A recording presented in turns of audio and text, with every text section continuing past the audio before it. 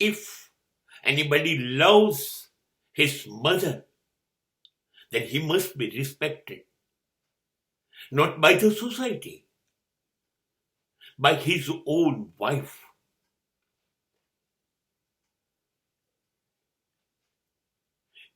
આ સમાજની કરુણતા શું છે ખબર છે તમને?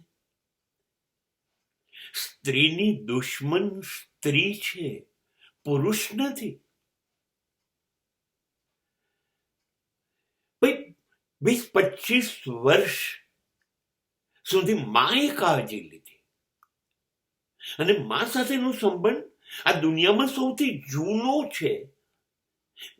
રિલેશન વિથ મધર સિનિયોરિટી ધરાવે છે. બીજા બધા સંબંધો કરતા 10 મહિના વધારે વહેલો આ સંબંધ શરૂ થયો હતો માના ગર્ભથી.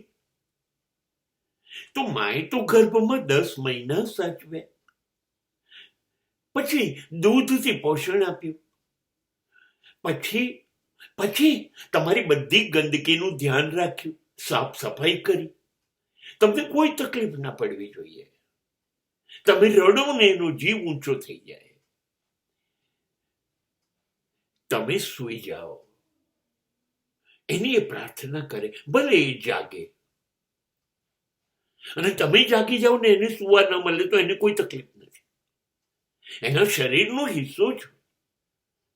તમને બોલવાનો પહેલો અક્ષર એને શીખવાડ્યો.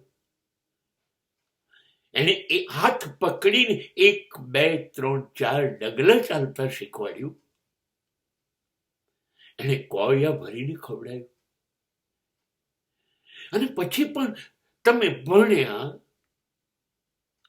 તમે નોકરીએ જતા થયા, તો તમારી બધી જ જરૂરિયાતનું એક ડગલે ને પગલે ધ્યાન રાખ્યું. આવું 20-25 વર્ષ કર્યું હોય તો એને એવું હોય ને, આ મારો જ દીકરો, આ મારો જ દીકરો, આ મારો દીકરો. અને એમાં અચાનક 20-25 દિવસથી કોઈ બીજી નાનકડી સ્ત્રી આવી જાય અને એમ કે આ તો મારો પતિ છે, તમારું કશું નહીં. હવે વેર વિખેર થઈ જવું, તૂટી જવું, ખતમ થઈ જવું, કશું બાકી રહે છે મા માટે? અને એમાં પણ જો દીકરો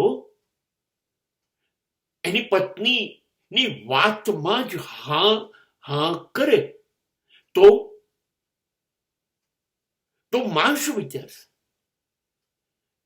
હા, આ સ્થિતિ બહુ તકલીફ વાળી છે. એકની જીતમાં, પત્નીની જીતમાં માની હાર છે. પણ ક્યારેક અદ્ભુત દીકરાઓ હોય છે.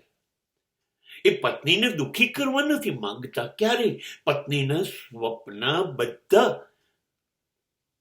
સજાવશે, પૂરા કરશે, પણ માનો ખ્યાલ પહેલા રાખશે. યાદેવી સર્વભૂતેષુ માતૃરૂપેણ સંસ્થિતા. જો એ માની તરફ લાગણી રાખે, સમાજ તો એને માવડીઓ બી કહેશે, હા, પણ એવું બધું ચલાવી લેવાનું. સમાજને તો ટેવ છે.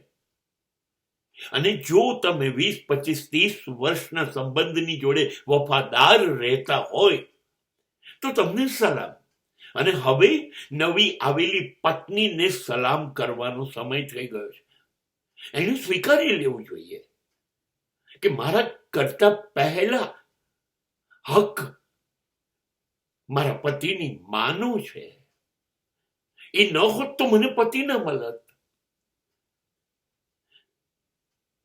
ના, એને મમ્મીને તો સાચવવા જ જોઈએ.